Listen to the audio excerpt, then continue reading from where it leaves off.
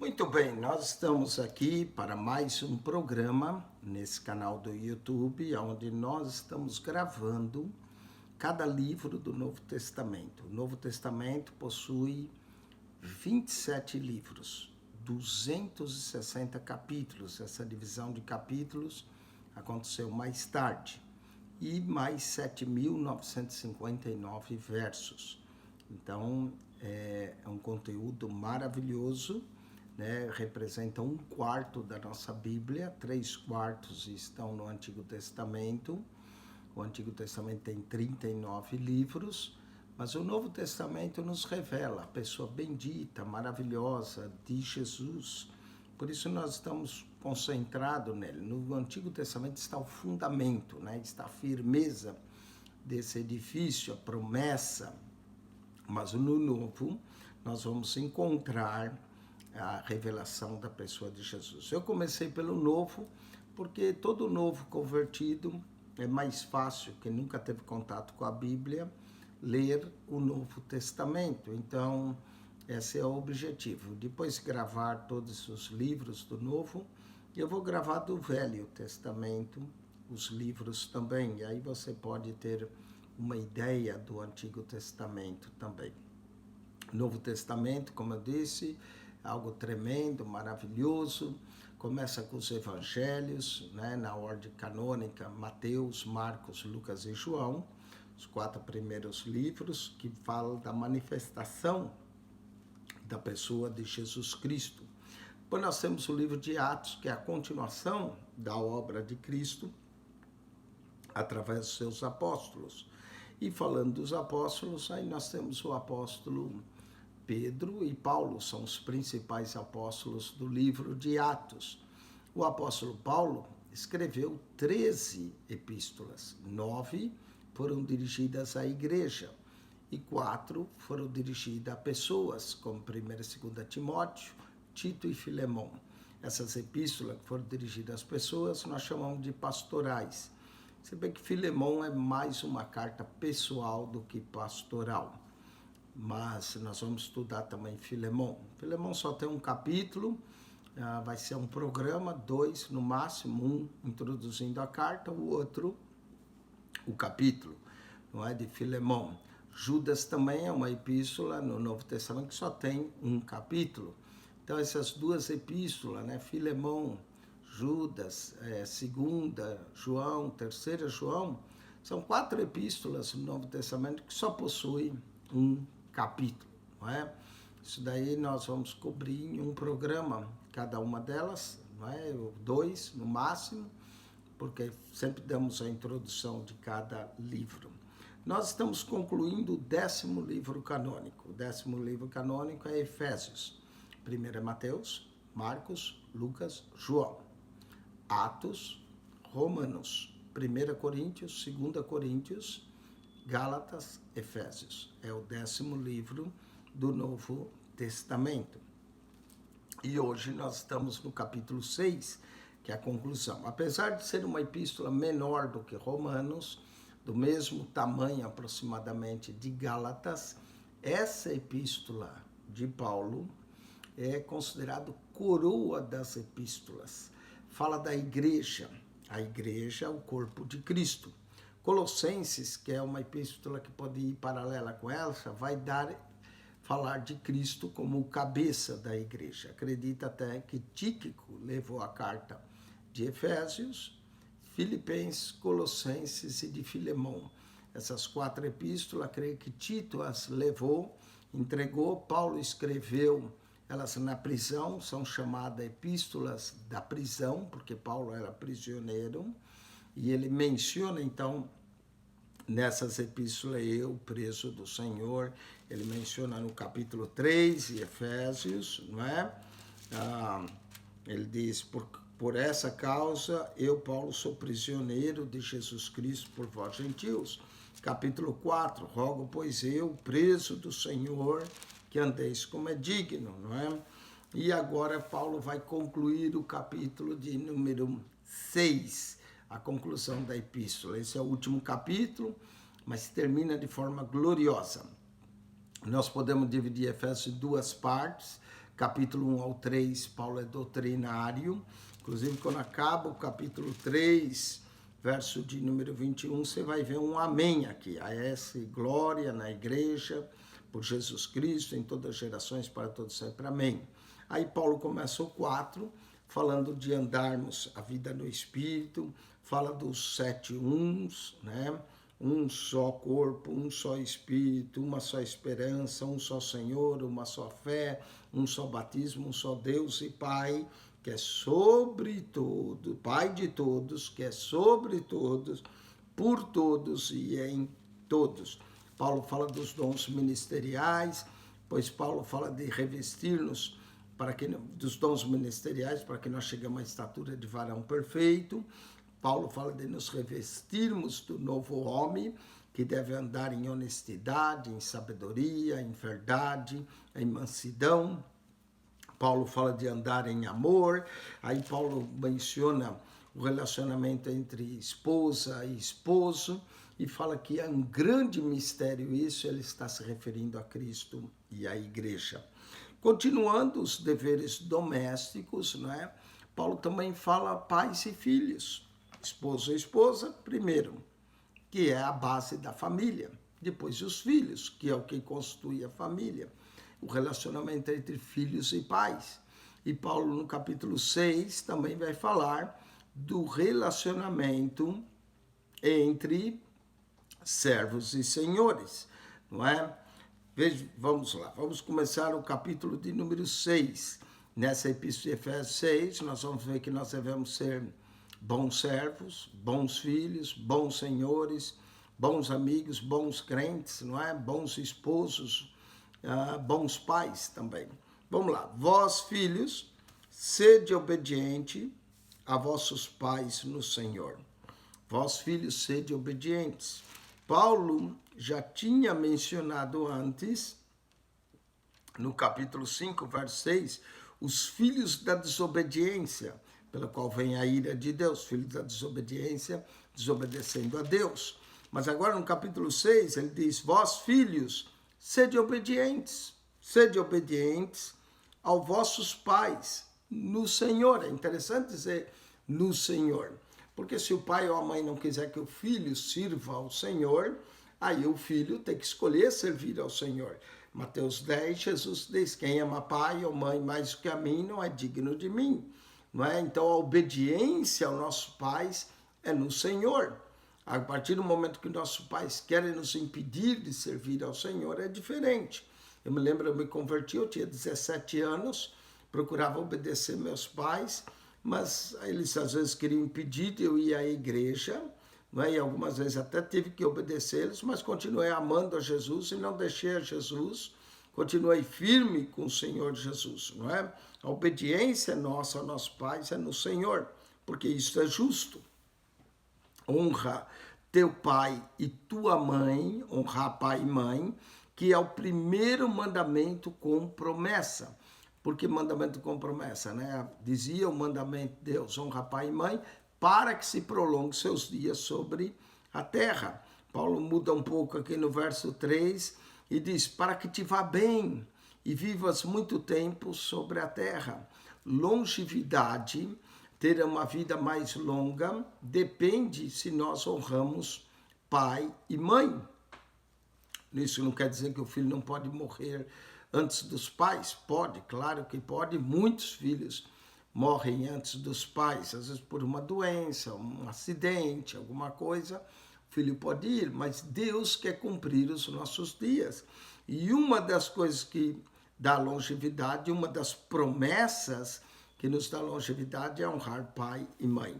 Mesmo porque no Antigo Testamento o filho rebelde era levado para os anciões e deveria ser apedrejado. Então ele ia morrer mais cedo mesmo, se ele fosse um filho rebelde aos pais, não é? Diz que essa é a razão, porque na parábola do filho pródigo, o pai, quando viu o filho, saiu correndo ao encontro para que os anciões da cidade não o achassem e matassem aquele filho, porque ele pediu a herança do pai, ele havia desonrado. Então o pai corre, Lucas capítulo 15, para salvar a vida do filho. Honra teu pai e tua mãe, para que te vá bem, vivas muito tempo sobre a terra. E vós, pais, não provoqueis a ira a vossos filhos. Olha, pai, tome cuidado, porque os filhos podem ficar irados, não é?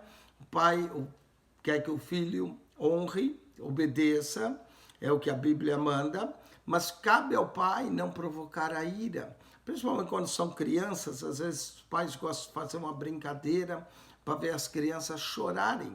Cuidado, não provoque a ira a vossos filhos, mas cria-os na doutrina e demonstração do Senhor. Claro que o criar na doutrina e demonstração do Senhor é para pais crentes, pais não crentes, pais que não servem a Deus. Vai ser difícil criar na doutrina e na demonstração do Senhor. Esse verso 4 de Efésios 6:4, cria na doutrina de demonstração, era também o que dizia Deuteronômio, capítulo 6, não é? Deuteronômio, capítulo 6, que é chamado Chamá, dizia: ouve, ó Israel, o Senhor nosso Deus, Deuteronômio 6:3, ouve, ó Israel, o Senhor nosso Deus é o único Deus, amarás o Senhor teu Deus de todo o teu coração, de toda a tua alma, com todo o teu entendimento. E dizia: essas palavras que eu te ordeno hoje, as instruirá aos teus filhos, andando com ele pelo caminho, se aceitando, deitando, estará nos umbrais das tuas portas, não é? Eles deveriam ir na frente da tua testa para que você se lembre. Então os pais tinham a obrigação de ensinar os filhos a amar o Senhor. É obrigação dos pais ensinar. Paulo diz: não provoque a ira, mas ensina eles na doutrina e administração do Senhor. Então, Efésios 6, 1-4, relacionamento de pais e filhos, né? Bons pais, bons filhos. Efésios 5, 22-33, relacionamento entre esposo e esposa. Bons esposos, boa esposa, não é? Agora vamos ver, nós sermos bons servos, bons trabalhadores. Diz aqui: vós servos, obedecei ao vosso Senhor segundo a carne. Que servos que tinham senhores deveriam obedecer. Eu digo que o capítulo 6 é o capítulo da obediência. Filhos obedecendo pais, não é? Servos obedecendo a senhores, segundo a carne, com temor e tremor. Interessante, não manda a esposa obedecer o marido, mas manda sujeitar-se, não é? Obedecer ao vosso Senhor segundo a carne, com temor e tremor. Deveriam ter temor, respeito, reverência e até tremor, um certo medo, na sinceridade de vosso coração como a Cristo. Que coisa reveladora Paulo fala aqui. Paulo diz que o obedecer ao seu senhor, ao seu patrão, principalmente se fosse um escravo, seria como obedecer a Cristo, na sinceridade do vosso coração, como a Cristo.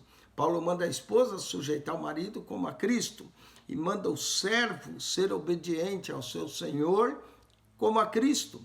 Quando o servo, né, hoje nós não temos servos, temos trabalhadores, mas o trabalhador obedece ao seu patrão como a Cristo, ele vai estar dando bom testemunho, mesmo que o patrão não é crente, mesmo que o seu senhor naquela época não era crente, o servo, ao obedecê-lo, dava bom testemunho. Paulo diz: não servindo à vista. Alguns só servem à vista, né? Quando o patrão está perto, eles estão servindo, trabalhando. O patrão virava as costas, parava de servir, né? Aproveitava o tempo para descansar. Certos trabalhadores só trabalham quando o patrão chega, o chefe chega. É um trabalho de aparência, mas Deus está olhando toda hora, né? Aí quando o patrão não está, vai tomar cafezinho, vai matar o tempo. Então, está errado isso. Ele diz que você tem que trabalhar com sinceridade de coração, não servindo à vista, como para agradar aos homens, mas como servos de Cristo. Se você é servo de Cristo, se você está trabalhando, seja grato a Deus pelo seu trabalho e sirva bem. Você vai dar bom testemunho de Jesus. Se o patrão não for crente, vai desejar ser crente por causa do seu testemunho, não é? fazendo de coração, mas como servos de Cristo, fazendo de coração a vontade de Deus. Ele diz sinceridade de coração, como a Cristo. Agora no verso 6, fazendo de coração a vontade de Deus. A vontade de Deus é que se você trabalhe, trabalhe mesmo. Que o seu suor seja ganho, né? O seu pão seja ganho do suor do seu rosto honestamente. O crente deve andar em honestidade, em pureza, em honra, em santidade, servindo de boa vontade. A nossa vontade deve estar envolvida no servir, não é? Quando nós servindo como a Cristo, tem que ter boa vontade, não é de má vontade, fazendo de qualquer jeito, mas servindo de boa vontade.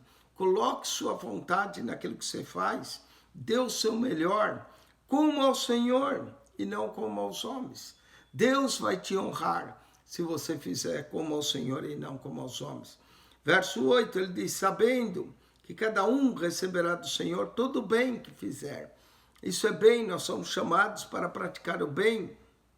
Vamos receber do Senhor Jesus, todo o bem que fizermos, seja servo ou seja livre. Tudo que nós fazemos de bem, iremos ter galardão no céu. Essa é a grande verdade de Efésios 6:8. Sabendo, cada um receberá do Senhor todo o bem que fizer. Você dá um copo de água fria a um desses pequeninos, não ficará sem seu galardão. Todo bem que você fizer, você vai receber galardão. Todo mal que você fizer, você perde galardão, você é crente. E se você fizer muito mal, é capaz de perder a vida eterna, não é? Então, nós só ganhamos em fazer o bem. Nós não perdemos nada. Não é? Nós só perdemos quando fazemos o mal.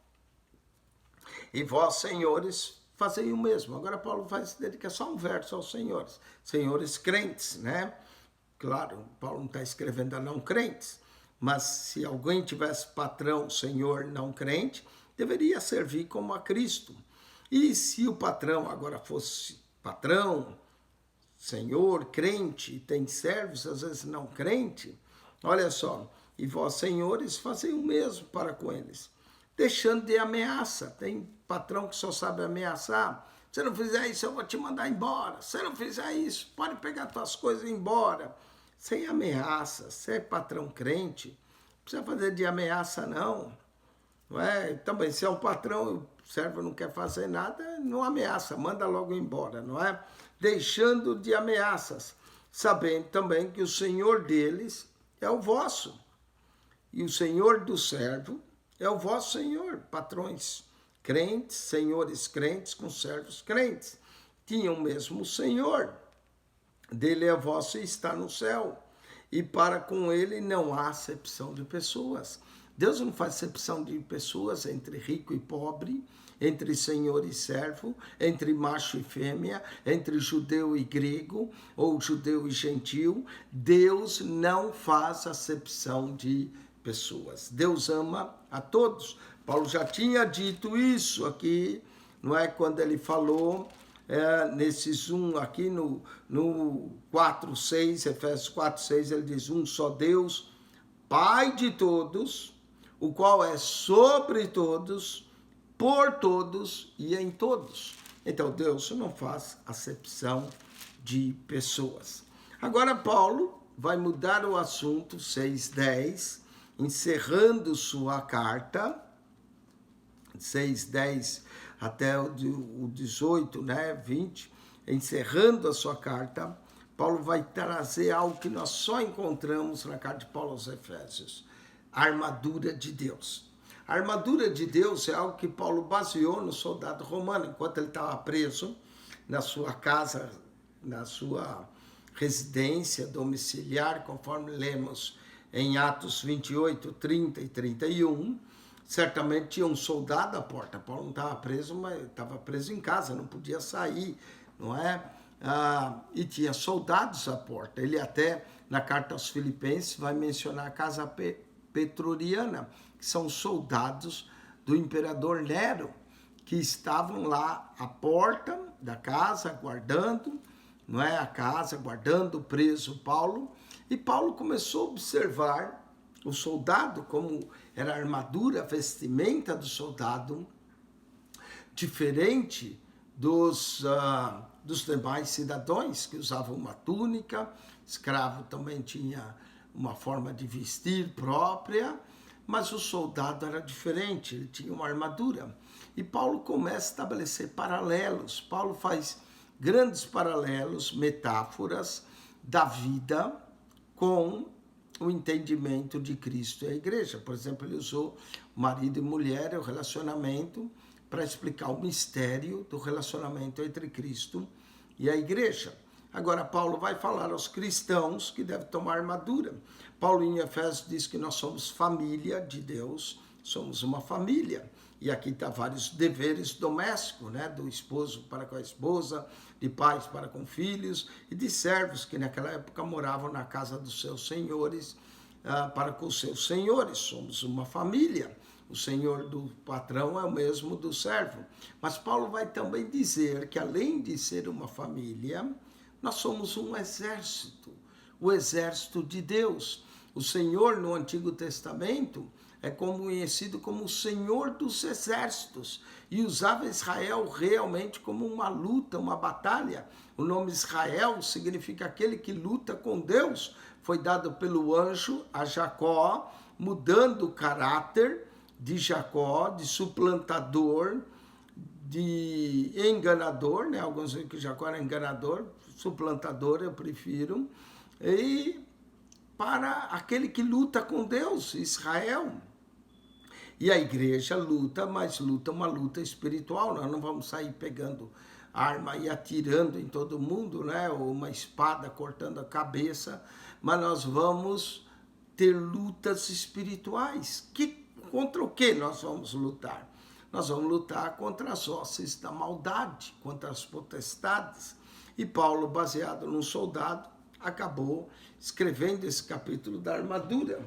E aí eu trouxe aqui um cartaz, vamos ver se dá para pôr aqui o cartaz, tá vendo? De um soldado romano, da armadura de um soldado. Olha o escudo, né? Olha o capacete, olha a couraça aqui, o cinto, os pés preparados, a espada, o escudo. Paulo certamente viu uma figura dessas, de um soldado, e aí Paulo decide, não é, escrever algo aqui, fazendo um paralelo, fazendo uma metáfora, não é? No final da sua carta aos Efésios, depois da instrução a esposa, pais e filhos, servos e servas, nos mandar revestir do novo homem, Paulo vai se basear no soldado, tá vendo? Um soldado, para escrever esse texto que nós devemos tomar a armadura. Nós não estamos num campo de diversão, nós estamos num campo de batalha, não é? A vida cristã é uma batalha, temos que concluir, temos que ganhar almas e temos que nos proteger contra um inimigo que nos é invisível. Satanás, nós não vemos ele, a não ser que Deus abra os nossos olhos espirituais. Esse inimigo, ele é presente, está em todo o tempo, vendo quem ele possa devorar. Pedro diz que ele é como um leão, sede sóbrios, vigilante, porque o diabo, vosso adversário, anda como leão bramindo a quem possa tragar. Nós temos o inimigo. E o crente deve tomar a armadura de Deus, não é?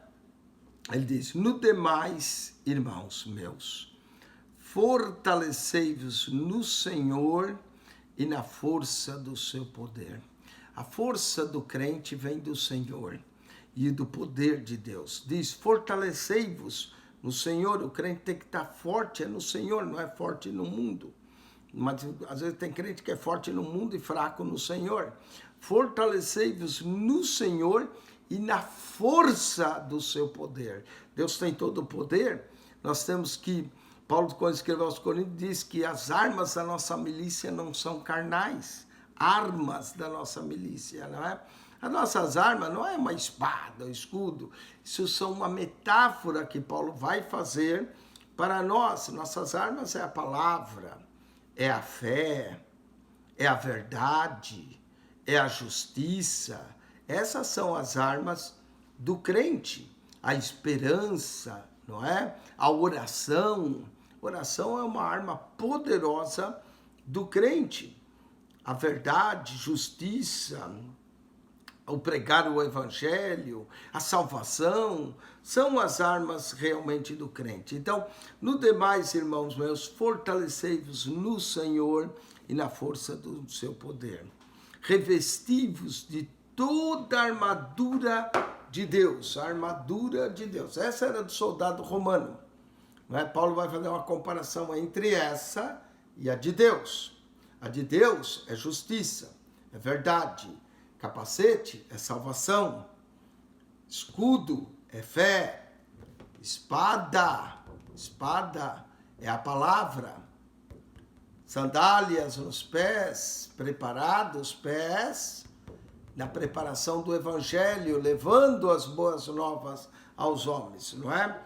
Revesti-vos de toda a armadura de Deus. Nós poderíamos falar muito da armadura. Se eu fosse falar tudo aqui da armadura, teria que fazer vários programas só sobre a armadura de Deus, né? Poderíamos falar de cada peça, mas não é esse o objetivo, é te dar uma ideia, você pode pesquisar mais. Por exemplo, esse livro aqui, ó, dá uma olhada, esse livro aqui, na verdade, ele é mais espesso que a minha Bíblia. Essa é a minha Bíblia, esse é o livro. Esse livro aqui, ó, tá em inglês, Christian Armor completo, né? Completa armadura do cristão. Todo esse livro aqui baseia-se no texto de Efésios 6, 10 a 18. Olha quanto material, mais do que toda a Bíblia aqui. Você tem para você poder ler, e ele ainda vem em 2 colunas, cada página é 4 colunas, para você ler, extensivo, não é?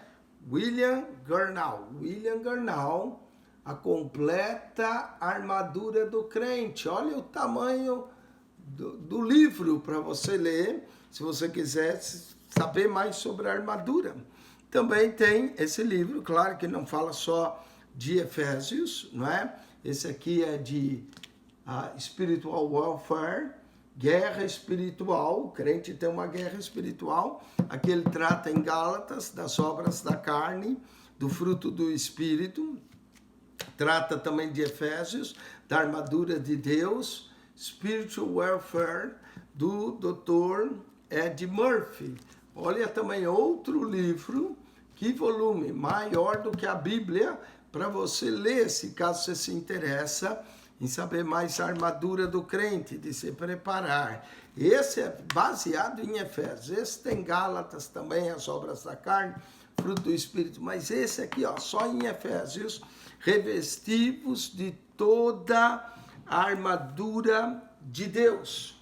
Não é? Toda, não pode faltar uma peça aqui nessa armadura. Toda a armadura de Deus. Você tem que se revestir dessa armadura de Deus. Para quê? Para que possais estar firmes. Tem crente que cai por falta de vigilância contra as astutas ciladas do diabo. Presta atenção, o diabo não vai aparecer na tua frente dizendo: eu sou o diabo, tenho uma tentação aqui para você. Não, ele vem com cilada, irmãos. Ele arma ciladas. Ele vem devagar, ele vem com sugestões. O diabo é terrível. Ele tentou todo mundo, desde Adão e Eva. Tentou até o próprio Cristo. Imagine eu e você. E ele arma cilada. Para que a cilada? Para derrubar. Eu lembro quando eu era jovem, crescendo, nós armávamos lá uma cilada, uma visga, para apanhar passarinho, não é? O diabo é assim, ele arma uma cilada, ele te dá um prato que você gosta, que você caia nele. E para isso você tem que estar atento, para não perder a tua coroa. Guarda o que tens, para que ninguém tome a tua coroa. Você acha que o diabo vai dizer: tá bom, vai lá para o céu, à vontade. Não, o diabo vai se opor a você ir. E você tem que lutar. Ah, não, Deus vai me livrar. Deus livra se você luta. Não é? Fica aí dormindo para ver o que acontece. Desperta do sono, como Paulo disse. Revesti-vos de toda a armadura de Deus. É sua obrigação se revestir, é minha obrigação se revestir. Para quê? Para que a gente esteja firme, atento, apercebidos contra o quê? Contra as ciladas do diabo. Esse níquel, armas ciladas para você e para mim. E Paulo vai dizer, porque nós não temos de lutar. A nossa luta não é contra carne e sangue, mas sim contra os principados e contra as potestades. Presta atenção, teu inimigo não é o teu irmão na igreja. Teu inimigo nem é o incrédulo lá fora. A nossa luta não é contra carne e sangue. Teu inimigo não é teu pastor. Tem crente que acha que o pastor é inimigo dele. O pastor chama atenção, o pastor prega, e às vezes o crente se corrige, ele não quer corrigir, aí ele acha que o pastor é inimigo. O pastor não é teu inimigo, o irmão em Cristo não é teu inimigo, nem o incrédulo é teu inimigo. O nosso inimigo é o diabo.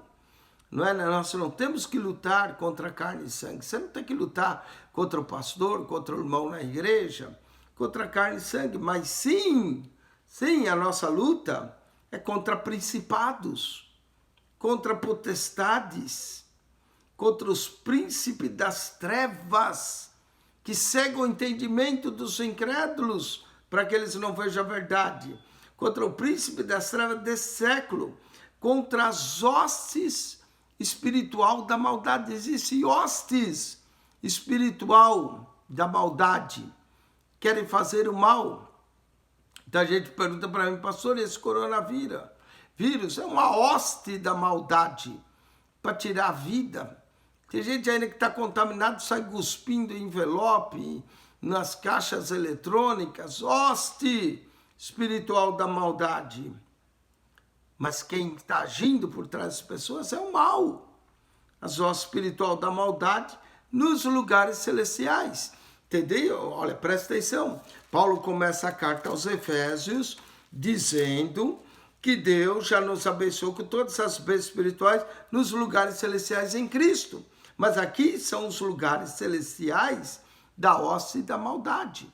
Então, alguns dizem que é 3 céus, né? O primeiro é a expansão, o segundo é onde está as hostes espirituais da maldade e depois Deus. Elas estão bem abaixo do céu, mas entre o homem e Deus tem hoste espiritual da maldade nos lugares celestiais. Essas não estão em Cristo, mas estão nos lugares celestiais. Portanto, Paulo diz, tomai toda a armadura de Deus. Toda a armadura, tá vendo? Completo. Tome toda a armadura de Deus. A armadura de Deus. Como o exemplo da armadura do soldado.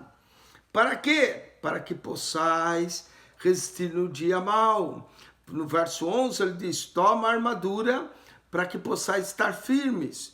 No verso 13, toma a armadura para resistir o dia mau. Há dias que são mau. Nem todo dia vai ser bênção, não é? Nem todo dia é o Salmo 118, verso 24. Esse é o dia que o Senhor Deus fez, me alegrarei, regozijarei nele. Oh, que bênção se todo dia você pudesse ficar alegrinho, regozijando, pulando, festinha, não é? Não, há dia mau. Há dias que são difíceis. Nós estamos vivendo dias maus. E muita gente está desprevenida, despreparada. Fica murmurando igual o povo de Israel no deserto. Em vez de murmurar, toma a armadura de Deus. Para que você resista o dia mau. Para que você enfrente o dia mau. O dia difícil. Toma a armadura de Deus. Portanto, tomai toda a armadura de Deus para que possais resistir o dia mau. Nem todo dia é bom. Tem dia que é mal mesmo. E havendo feito tudo, ficar firmes.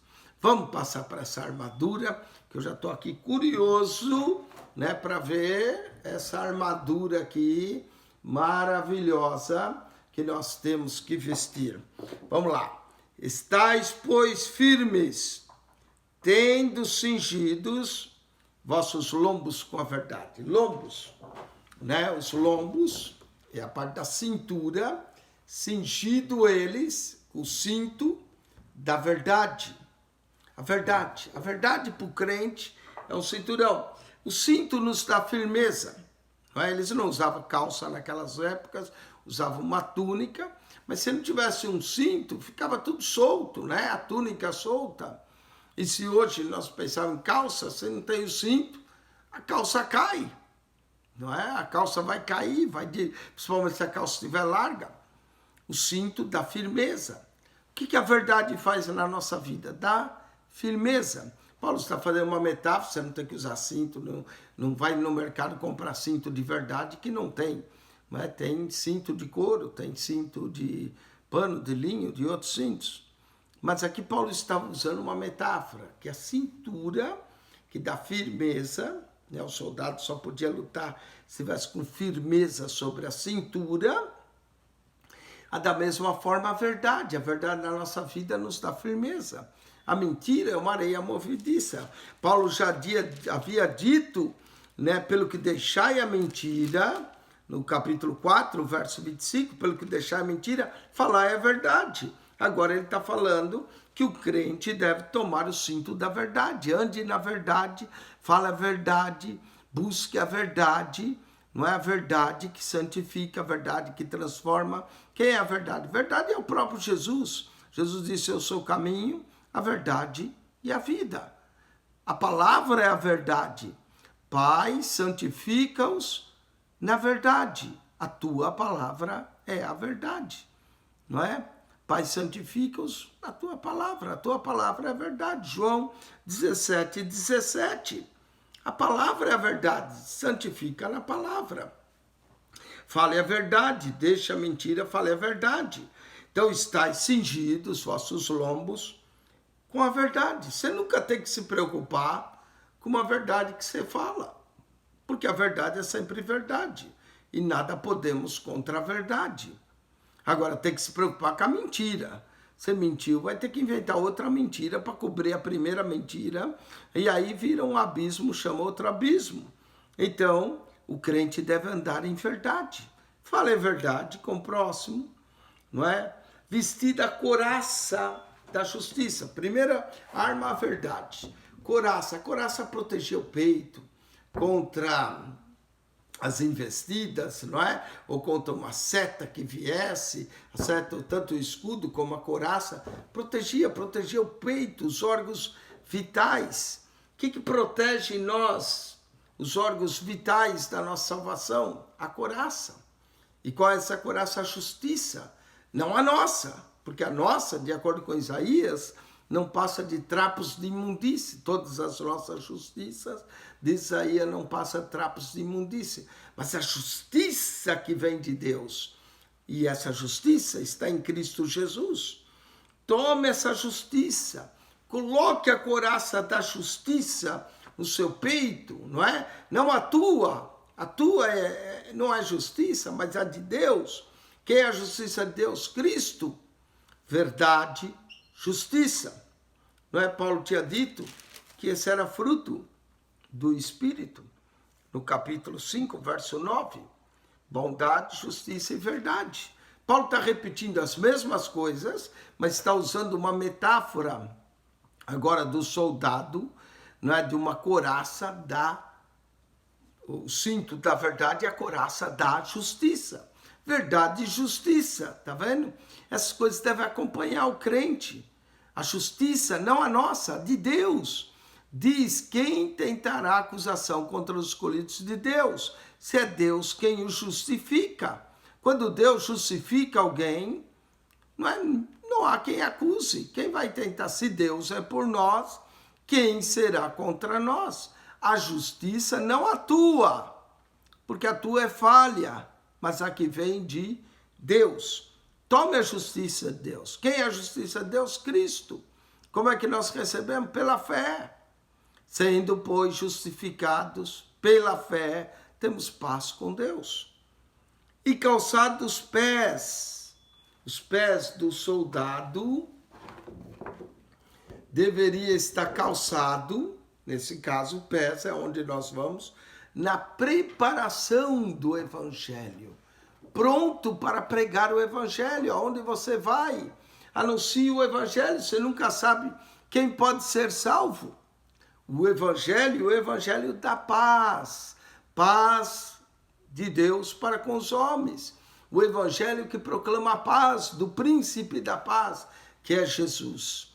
Presta atenção, nós temos que andar na verdade, nós temos que buscar a justiça de Deus, vai funcionar como uma armadura para nós, os pés preparados, estejais sempre prontos, preparados para responder a quem perguntar a razão da vossa fé. Preparado para compartilhar o evangelho, preparado para falar do amor, preparado para anunciar a paz, preparado para reconciliar os homens com Deus, o evangelho da paz. Da paz. Tem gente que diz, pastor, vamos orar pela paz no mundo. Ok, vamos pregar o evangelho, que o evangelho é o evangelho da paz. Traz paz entre o homem e Deus. Evangelho da paz. Os pés têm que estar calçados. Tomando sobretudo o escudo. Olha esse escudo aqui. Esse escudo é até cristão, né? Tem até uma cruz. Isso aqui deveria ser o soldado de Constantino, né? Constantino que teve uma visão e disse, por esse sinal vencerás. E aí ele viu uma cruz e mandou colocar a cruz no escudo dos seus soldados, não é? Isso foi mais tarde.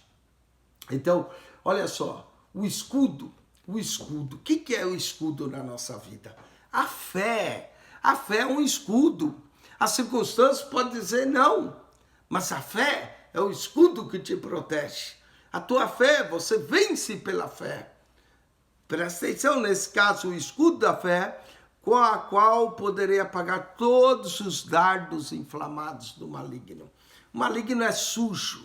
O diabo, por armas ciladas, o diabo atira de longe, ó, dardos inflamados, às vezes de uma paixão, às vezes de um amor secreto, ó, o dardinho vindo, né? Inflamado, você tem que ter o quê? O escudo da fé, que você vai apagar. Às vezes é um dardinho do diabo soprando aqui, ó, na mente, dizendo, você não vale nada, você não presta, não é?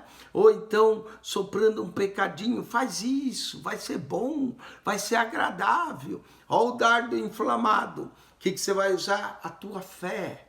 A fé nos deixa firme. A fé, não é? O justo viverá da fé. Fé. Não há nada contra a fé. Tudo é possível ao que crer. Fé, sobretudo o escudo da fé. Tem que ter fé em Deus. Sem fé é impossível agradar a Deus. Não é? Busque, olha, verdade, justiça, o evangelho da paz. A fé é a arma que nós temos que usar. Fé é uma arma poderosa contra o negativismo. Estamos vivendo dias maus aí, pessoas com medo de ficar doente. Use a tua fé. Não é mesmo que pegou o vírus? Use a tua fé. Fé com a qual podereis apagar todos os dardos inflamados do maligno. Como é que a fé vem? Vem pelo ouvir a palavra. Tem gente que só ouve noticiário, fica negativo. Eu conversar com uma pessoa, ele falou, vou parar de ouvir noticiário, é só notícia ruim. Vai ler a Bíblia, vai ouvir a Bíblia, que é melhor. Não é? Fé, o escudo da fé, com o qual poderia apagar todos os dardos inflamados do maligno. Tomai também o capacete da salvação. Que capacete maravilhoso! Capacete da salvação. O que o capacete protegia? Protege a cabeça do soldado. Tome o capacete. Salvação protege tua mente, não é? Salvação. O diabo joga dardos não só para atingir, mas até na mente. Será que você é salvo mesmo? Você é salvo em Cristo. Toma esse capacete de salvação. Se não tem salvação, não tem certeza, receba Cristo. Não é? Quem tem o Filho tem a vida eterna. Quem não tem o Filho não tem a vida eterna. Tome o capacete da salvação. Seja salvo, e salvo verdadeiro. Não meio salvo, não sei hoje sou salvo, amanhã já não sou mais. Salvo por inteiro. Toma o capacete de salvação. E a espada do Espírito. Espada do Espírito. O que é a espada? Você tem que andar com uma espada? Não! A espada do Espírito é a palavra de Deus. Está aqui a espada do Espírito. Hebreus 4:12 diz, porque a palavra de Deus é viva e eficaz e mais penetrante do que espada alguma de 2 gumes. Penetra até a divisão da alma, espírito, médulas e ossos e é apta para discernir os pensamentos do coração. Coração, mente, coração, não é? A palavra de Deus, a espada do Espírito, a palavra de Deus, a espada do Espírito, a palavra de Deus. Tem crente que não tem espada, nem lê, não é? A espada está enferrujada, está parada. A espada do Espírito é a palavra. Eu estou aqui gravando os programas para despertar em você a palavra, que é a espada do Espírito, que penetra, que vai, que transforma, que entra na alma do homem, no coração, a espada do Espírito. A espada feria, não é? Penetrava o oponente, o inimigo. O diabo odeia essa espada. Como é que Jesus venceu o diabo? Está escrito, está escrito, está escrito. Vai-te embora, Satanás. Está escrito, está escrito. A palavra de Deus. Tem que saber, Jesus sabia o que estava escrito. Será que eu e você sabem o que está escrito? A palavra de Deus. Tem crente que sai correndo atrás de profecia, mas não lê a palavra de Deus. Só profeta, vou te abençoar, vou te fazer isso. Só quer ouvir isso? Vai para a palavra, irmão. Meditem na palavra, a fé vem pela palavra. A palavra é uma arma na nossa vida. Tem crente que não toma essa arma. E depois quer ter vitória. Não é à toa quando o diabo vem fica prostrado. Note que nós temos que tomar armadura para ficar firme. Note que nós temos que tomar armadura para resistir o dia mau. Então tome a armadura. O que é a armadura? Verdade, justiça, evangelho, fé, salvação e a palavra de Deus. 6, né, componentes. Eu vou dar o 7º já. São 7 total. A Bíblia gosta do número 7. Presta atenção. Verdade, justiça, independente aqui da metáfora, não é? O cinto da verdade, a couraça da justiça, é verdade, justiça, não é? Evangelho que leva a paz, onde vai, pés calçados no evangelho. Que mais? Escudo da fé, a fé é um escudo. Capacete, salvação. Você vai tomar a verdade, a justiça, o evangelho, a fé, a salvação. E a espada, que é a palavra. Aí você botou toda a armadura. Vamos supor que você pudesse pôr todas essas coisas, não é? Você botou verdade, justiça em você, você botou salvação, todas essas coisas. Agora nós vamos à luta. Como é que a gente luta? Aqui é que tá. Toma a armadura. Bom, estou armado. Tem a verdade, tem a justiça. Estou preparado aqui com o evangelho da paz. Estou cheio de fé. Estou salvo. Estou com a espada. E agora? Como eu luto? Vamos lá? Vamos para a luta. Verso 18. Como é que o crente luta? Verso 18. Orando em todo o tempo. A luta, depois que você pegou tudo isso, verdade, justiça, evangelho, fé, salvação, palavra de Deus, você vai lutar e ganhar isso na oração. Ore de acordo com a palavra, ore de acordo com a vontade, ore de acordo com a tua fé, ore porque você é salvo, peça em nome de Jesus. Busca a justiça, a verdade. Falou mentira, confessa, peça a Deus perdão. Verdade. Seja verdadeiro com Deus. Abre o teu coração na presença dele. É assim que você ganha a batalha. Tem muito crente que fica aí diante da televisão, diante das notícias, diante de Facebook, WhatsApp, e não ora. Orando em todo o tempo. Não é orando 15 minutos, 5 minutos. Orando em todo o tempo. O que quer dizer orando todo o tempo? 24 horas orando. Ah, mas quem é que passa 24 horas orando? Ué, você tem que manter tua mente conectada com Deus. Estou trabalhando, mas estou orando. Estou fazendo esse programa, mas estou orando. Estou falando com Deus. Orando, orando. Orando quando? Quando a coisa aperta? Não, é orando em todo o tempo. Orando em todo o tempo, com toda oração. O meditar é uma forma de orar. O pensar em Deus é uma forma de orar. Pode estar calado, mas pode estar meditando, orando. Orando quando? Em todo o tempo. Você ganha a batalha na oração. Você ganha a batalha orando, que é o que menos os crentes fazem. A Bíblia diz orar sem cessar. Os crentes cessaram de orar. Em vez de orar sem cessar, cessaram de orar. Orando em todo o tempo, com toda oração, súplica no Espírito. Deixa o Espírito dirigir a tua oração. Paulo, escrevendo aos Romanos, diz que ele não sabe orar como convém, mas o Espírito intercede em nós com gemidos inexprimíveis. Orando em todo o tempo, vigiando. Tem crente que ora e não vigia. Vai cair, o diabo vai dar uma rasteira, vai ficar prostrado. Por quê? Porque orou, mas não vigiou. Tem que tomar armadura e está vigiando. Tem que estar orando, orando e vigiando. Vigiai e orai, orai e vigiai. Orando e vigiando. Jesus, quando foi para o jardim do Getsemane, seus discípulos dormiram. Falou, mas nem uma hora vocês podem vigiar comigo? Nem uma hora pode orarem comigo? Orando e vigiando. Orando e vigiando. Tem crente que ora, mas não vigia.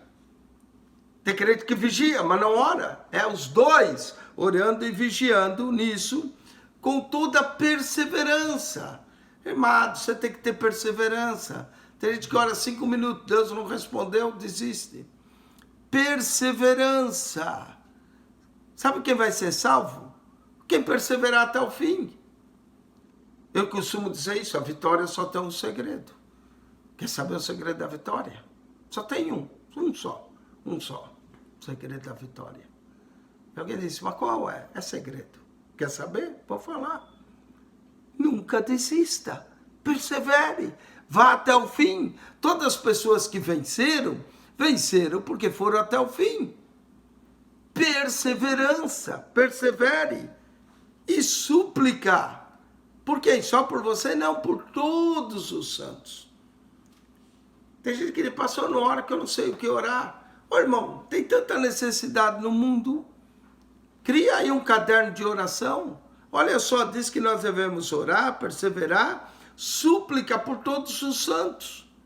Quantos santos existem no mundo? Aqui não é orar os santos, mas orar para os crentes que são santos, santificados em Cristo. Por todos. Vai orar por todos os irmãos da sua igreja. Você vai ver quanto tempo você vai passar orando.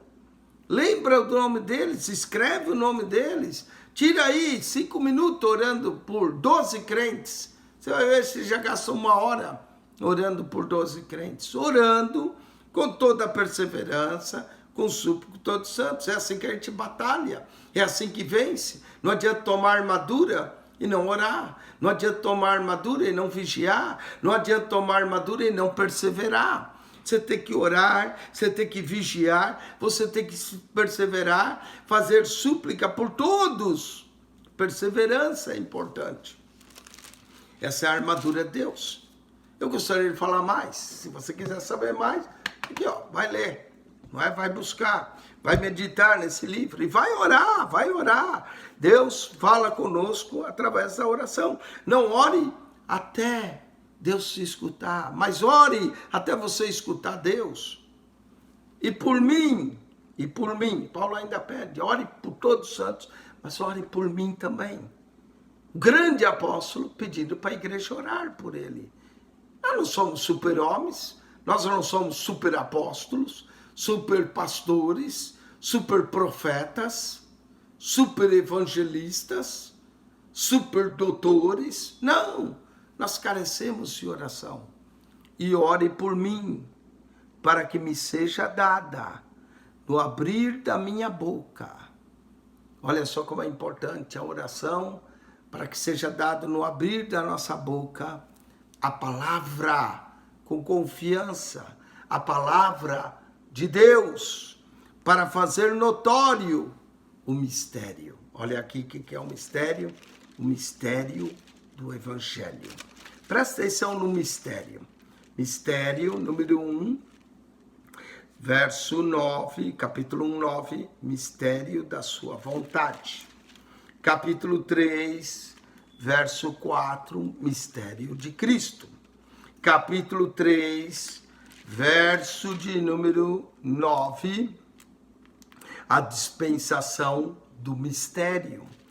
Capítulo de número 5, verso 32, grande é esse mistério. Cristo e a igreja, um grande mistério. E vamos para o 6,19, o mistério do Evangelho. O mistério da vontade, o mistério de Cristo, o mistério da dispensação, o grande mistério, Cristo e a igreja, e o mistério do Evangelho. O Evangelho é misterioso, o Evangelho é rico, e às vezes chega a ser incompreendido por pessoas, como Paulo diz aqui, não é, na sua carta, das riquezas, pelo meio do Evangelho, as riquezas incompreensíveis de Cristo. O Evangelho é algo mais maravilhoso, misterioso, grandioso, poderoso, o Evangelho. Não é? O Evangelho que é o poder de Deus para a salvação de todo aquele que crer. Pelo qual sou embaixador. Paulo já tinha falado de embaixador de Cristo em Coríntios, 2 Coríntios 5:20, o ministério da reconciliação, da qual nós somos embaixadores. Paulo já tinha dito que seus companheiros também eram embaixadores, e agora ele diz, eu sou embaixador. Um embaixador em cadeias, que ele estava preso, para que possa falar livremente como me convém falar. Eu posso estar preso, mas a boca não está presa. A mão não estava presa para escrever a carta, né, para falar dele e falar como convém. Oh, irmãos, que a gente possa orar a Deus, que Deus nos dê palavras para falar e falar as coisas como convém. Agora Paulo vai terminar essa carta linda, maravilhosa, espero que você leia novamente, medite. Verso 21 a 24 é o final da carta. Tíquico, o portador dessa epístola, saudações finais, aqui nós vamos ver. Olha só, ora, para que vós também possais saber dos meus negócios e o que eu faço, o que eu estou fazendo. Ele diz, Tíquico, irmão amado e fiel ministro do Senhor. Tíquico era um ministro do Senhor, vos informará de tudo. Tíquico estava em Roma, ele iria ser o portador dessa carta, ele iria levar, Paulo diz para que vocês saibam quais os negócios que eu estou fazendo aqui, Tíquico irá informar, quer dizer, há mais coisas que acompanham a carta, que nós não temos, mas que Tíquico foi, levou ao irmão amado e vos informará de tudo. Que maravilha, né? Se junto com essa carta viesse o irmão Tíquico aqui nos informar mais de Paulo. O qual vos enviei para o mesmo fim, para que saibas do nosso estado. Tíquico ia dar informações de Paulo. E ele console os vossos corações. A igreja que estava preocupada por Paulo receberia consolo através das notícias de Tíquico para a igreja. Paz seja com os irmãos e amor com fé, da parte de Deus Pai e do Senhor Jesus Cristo. A paz que excede todo entendimento. A paz de Cristo seja com os irmãos. E o amor e a fé, que é o trio, né? Amor, fé e esperança. Aqui aparecem os dois. E o amor com fé,